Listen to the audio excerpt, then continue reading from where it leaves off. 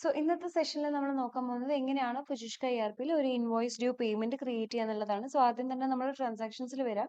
ട്രാൻസാക്ഷൻസിൽ വൗച്ചേഴ്സിൽ പോയിട്ടുണ്ടെങ്കിൽ നമുക്ക് പേയ്മെന്റ് എന്നുള്ള ഓപ്ഷൻ കാണാം. ഇതിൽ നമുക്ക് ഇൻവോയ്സ് ഡ്യൂ പേയ്മെന്റ് അവൈലബിൾ ആണ്. സോ ഓൾറെഡി നമ്മൾ ക്രിയേറ്റ് ചെയ്ത് വെച്ചിട്ടുള്ള പേയ്മെന്റ്സ് നമുക്ക് ഇവിടെ ലിസ്റ്റിൽ അവൈലബിൾ ആയിരിക്കും. ഇത് ഇവിടുന്ന് ഡിലീറ്റ് ചെയ്യാനുള്ള ഓപ്ഷൻ അതുപോലെ തന്നെ പ്രിന്റ് ചെയ്യാനുള്ള ഓപ്ഷൻ അവൈലബിൾ ആണ്. ഇനി നമുക്കിത് ഡാറ്റാസ് എന്തെങ്കിലും ഫിൽറ്റർ ചെയ്ത് എടുക്കണമെന്നുണ്ടെങ്കിൽ ഇവിടെ ഫിൽറ്റർ ഡാറ്റ എന്നുള്ള ഓപ്ഷൻ ഉണ്ട്. ഇനി പുതിയൊരു ഇൻവോയ്സ് ഡ്യൂ പേയ്മെന്റ് ക്രിയേറ്റ് ചെയ്യണമെന്നുണ്ടെങ്കിൽ നമ്മൾ ആഡ് ന്യൂവിൽ പോവുക. അതിനുശേഷം ഇവിടെ പേയ്മെന്റ് ഡേറ്റ് സെലക്ട് ചെയ്യുക. ഇവിടെ ക്യാഷ് ആണോ ബാങ്ക് ആണോ എന്നുള്ളത് കൊടുക്കുക. സപ്ലയറിന്റെ ലെഡ്ജർ സെലക്ട് ചെയ്യാം. പിന്നെ ഇതിൽ ഡോക്യുമെന്റ് നമ്പർ എന്തെങ്കിലും ഉണ്ടെങ്കിൽ അതും പ്രൊവൈഡ് ചെയ്യാം.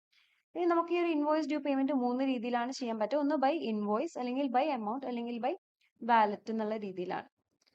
അപ്പോൾ ബൈ ഇൻവോയ്സ് ആണെങ്കിൽ നമുക്ക് ഏതൊരു ഇൻവോയ്സിന് അഗേൻസ്റ്റ് ആണോ പേയ്മെന്റ് ചെയ്യേണ്ടത് അത് നമ്മൾ ഈ ലിസ്റ്റിൽ നിന്നും ആഡ് ചെയ്യാം. അതിനുശേഷം ഇവിടെ എത്രയാണോ എമൗണ്ട് പേ ചെയ്തിട്ടുള്ളത് അത് കൊടുക്കാം. പിന്നെ നമുക്ക് എന്തെങ്കിലും റൈറ്റ് ഓഫ് ഉണ്ടെങ്കിൽ ഇപ്പോൾ നമ്മൾ 1946 പകരം 1900 ആണ് കൊടുക്കുന്നതെങ്കിൽ ബാക്കി നമ്മൾ 46 റൈറ്റ് ഓഫ് ആയിട്ട് കൊടുക്കുക. ഇതെന്തിനാന്ന് വെച്ചാൽ നമ്മൾ റൗണ്ട് ചെയ്യാൻ വേണ്ടിയിട്ടാണ് ഈ റൈറ്റ് ഓഫ് എന്നുള്ള ഒരു ഓപ്ഷൻ കൊടുത്തിട്ടുള്ളത്. അതിനുശേഷം സബ്മിറ്റ് ചെയ്തിട്ടുണ്ടെങ്കിൽ ഈ ഒരു ഇൻവോയ്സ് ഡ്യൂ പേയ്മെന്റ് കംപ്ലീറ്റ് ആവും. ഇനി നമുക്ക് നെക്സ്റ്റ് എന്ന് പറഞ്ഞാൽ ബൈ എമൗണ്ട് ആണ്.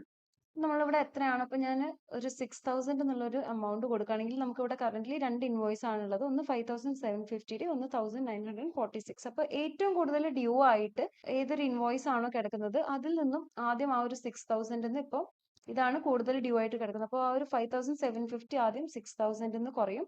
അതിനുശേഷം ബാക്കിയുള്ള 250 നെക്സ്റ്റ് ഡ്യൂ ആയിട്ട് ഏതാണോ കിടക്കുന്നത് ആ ഒരു ഇൻവോയ്സിനായിരിക്കും കുറയാം.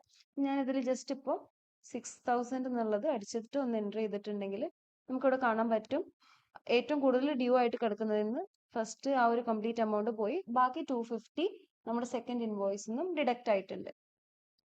ഇനി ഇപ്പോൾ ഇൻ കേസ് നമുക്ക് എന്തെങ്കിലും ഒരു അഡ്വാൻസ് പേയ്മെന്റ് ചെയ്തിട്ടുണ്ടെങ്കിൽ നമുക്ക് ഇവിടെ സൈഡിൽ അഡ്വാൻസ് എന്നുള്ള ഒരു ഓപ്ഷൻ ഉണ്ട്. ഇതിലൊന്ന് ക്ലിക്ക് ചെയ്തിട്ടുണ്ടെങ്കിൽ ഈ ഒരു 6000 നമ്മുടെ വാലറ്റിലേക്കായിരിക്കും ആഡ് ചെയ്യുന്നുണ്ടാവുക. നമ്മൾ 6000 കൊടുത്തിട്ട് ഇവിടെ സബ്മിറ്റ് കൊടുക്കാം.